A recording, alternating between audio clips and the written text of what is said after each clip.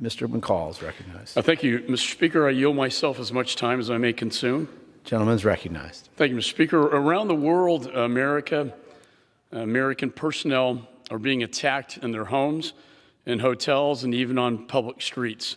For most, it starts with what seems like a loud noise that's followed by pain or a sense of pressure in the head. Many are left with chronic damage, including hearing loss, vertigo, cognitive and motor impairment, severe headaches, and inability to sleep. In the words of a recent press report, our diplomats are suffering a, quote, concussion without a concussion. The Senate-passed bill before us today provides important authority to assist these brain injury victims, and it deserves our unanimous support. But we all must do more. Unfortunately, these attacks have continued and spread. First, it started in Havana in late 2016 and spread to China in 2017. 2 months ago, press reports described more than 130 possible cases all over the world, including right here in Washington, D.C. And just last week, 24 new cases among U.S. personnel in Vienna were revealed. Simply put, this is kind of scary stuff. The people who serve our nation overseas are generally worried for themselves and their families, and they need to know that we have their backs.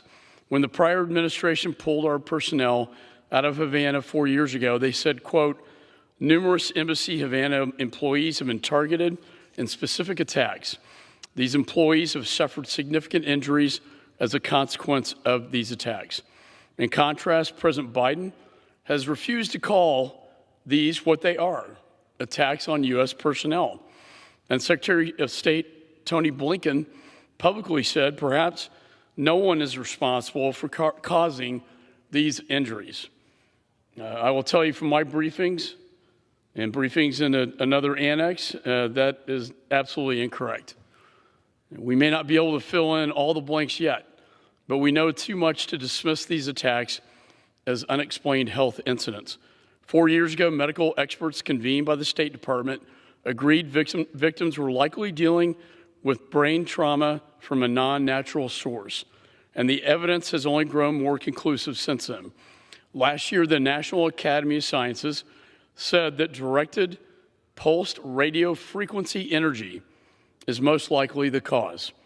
According to the NAS, the situation raises grave concerns about bad actors who may have weapons.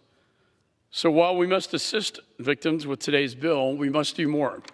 We must call these heinous attacks what they are, and they are attacks. And the people attacking us need to know the consequences will be severe when we find out who they are, when we get the attribution. Otherwise, we aren't doing what we can do to deter future attacks. The men and women who serve our nation overseas deserve no less. I have prepared a bill to do just that, which I will be introducing this week. And I want to thank Chairman Meeks and our Intelligence Committee colleagues for their bipartisan work on the Havana Act, which I strongly support. And with that, I reserve the balance of my time. The gentleman reserves.